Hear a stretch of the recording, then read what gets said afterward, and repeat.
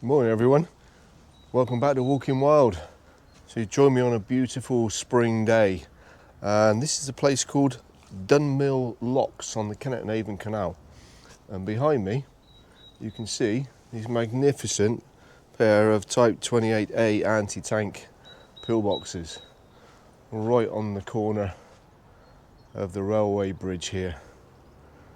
This one there, if you look down just to there's the other one down the bottom here. They have been blocked up obviously to keep people out because they're very close to the public rights of way. The canal is down there, which we're going to be walking along very shortly. Yeah, magnificent. Great start to the day. So stay with me. We're going to be walking, I don't know, maybe 2 or 3 miles east and seeing what we can find. Absolutely beautiful part of the world here. So this is Dunmill Lock. You can just about see the roof of the Type28As we were just looking at up there. We're walking down the road here, across the canal bridge, and this was in fact a little sign there saying lock operators crossover, and literally on the corner there is a Type22 pillbox. Let's walk around it. Loophole firing position there, loophole firing position there. The entrance has been blocked up with a steel cage because obviously it's so close to the road that you get all kinds of people in there, but it's not stopping people throwing rubbish in there, unfortunately.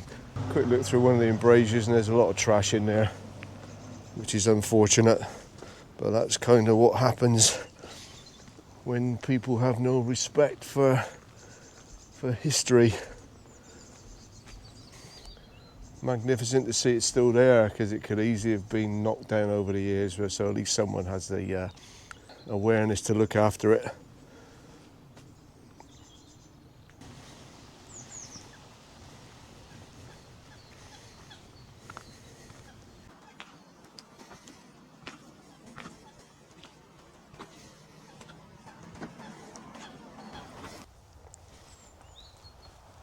Following the evacuation of our troops from Dunkirk in 1940 and the imminent invasion of Nazi Germany, General Ironside got together with some other generals and decided we needed some sort of defensive lines to protect London and the industrial heartland of our country. So what they did, they created several stop lines, and the blue line is one of the ones we're actually walking along today. So along the stop lines they installed pillboxes, anti-tank gun emplacements, lots of concrete road blocks, vertical rail, steel rails blocking roads, etc. Well, the natural nature of canals and rivers, they formed a natural barrier to the proposed advancing German army, which, as we're looking here, would have come from the south.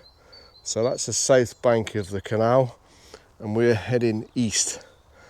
So effectively I'm on the safe side. So as we know from history, the invasion never happened. Thanks to the brave guys in the Battle of Britain, Operation Sea Lion, as Hitler called it, was cancelled or postponed to a further date. Fortunately for us, many of the pillboxes post-war have been, I'm going to say preserved, but certainly left. Many were knocked down, but there are still some 6,000 plus pillboxes scattered across the country following these stop lines, and my mission is to try and discover as many as I can, so you might have to stay around a little while longer. Walking along the canal path here, and this is our next Type22 pillbox right on the edge of the canal. Looking round to the entrance there. Had a quick look through the entrance around the corner here, and there are some bats in there hanging from the ceiling. So this time of year they're hibernating, and bats are a protected species, so I'm not going to go in there with a camera and a torch and disturb them. I'll be breaking the law if I did. And there's the entrance. What was, I believe, oh, there's a small arms firing slot there. I'm just taking in some of the natural beauty of this area. Little sluice gate there on the River Kennet. Absolutely beautiful, beautiful day. In this area, come and check it out. You won't be disappointed. The next lock along, Brunsden Lock.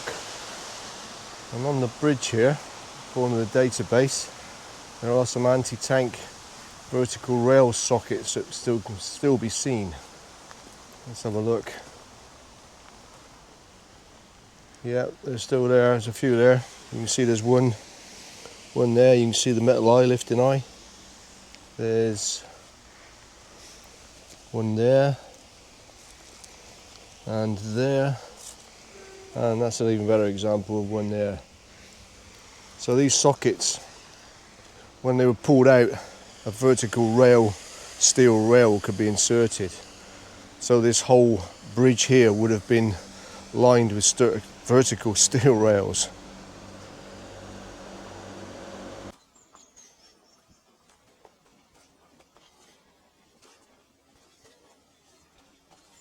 We walked along to the next canal bridge crossing. So this bridge would have had vertical steel rail sockets. Unfortunately, I can't get to it, but across the other side of the railway track, there's a Type 22 pillbox over there, sat in the sunshine.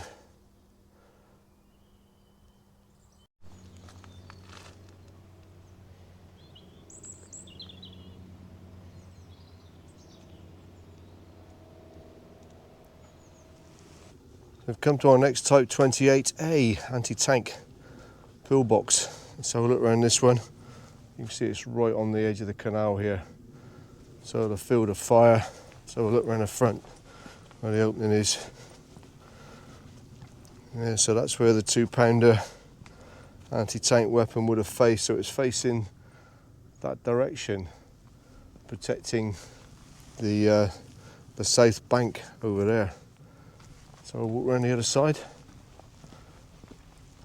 Very good condition. Covered in ivy obviously, but part of nature. The gate's been left open and there's no obvious lock on it. There's an old engine block in there. And this is where the 2-pounder would have sat. You can see the front tripod slots there, and where the rear carriage sat there. So I believe, and I'm open to be corrected, that that's like a recoil slot. Obviously when it fired, this slot prevented it from shooting back out the door. So this is the dangerous side. Let's have a look around in here.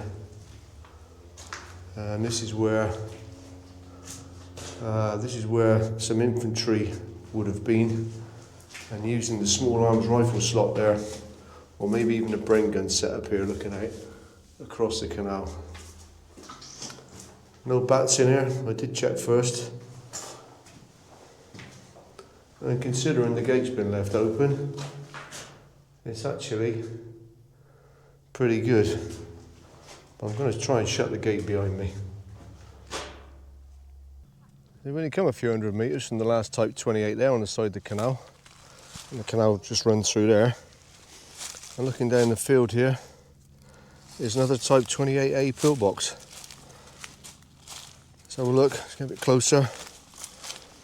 Easily accessible, this one, which is nice. And some of these are on private land and you can't get to them.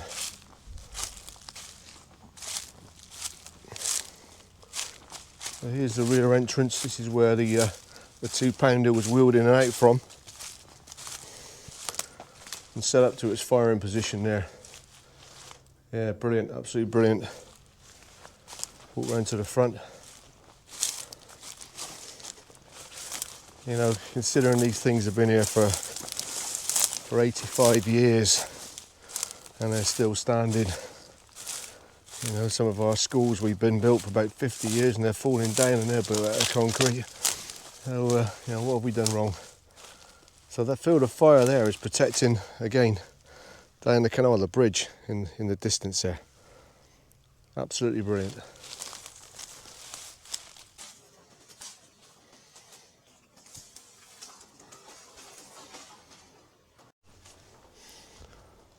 I'm going to look inside, and I've already checked for bats.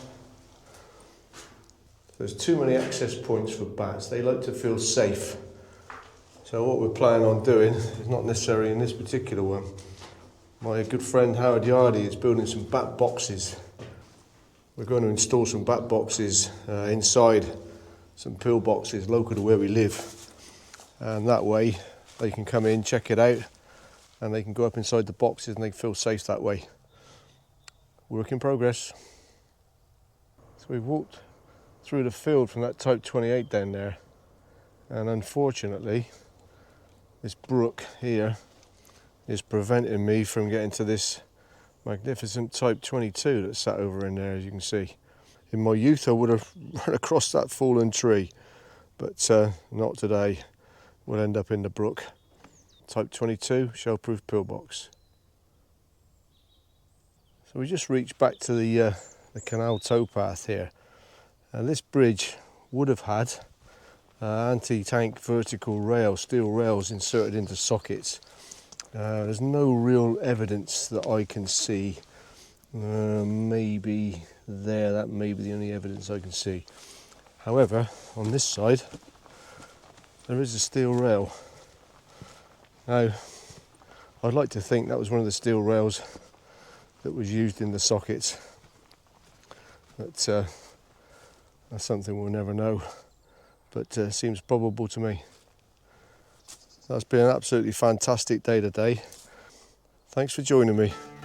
So if you enjoyed this video, please like and subscribe. It does help my channel grow. Stay safe in this very uncertain world, and I'll catch you next time.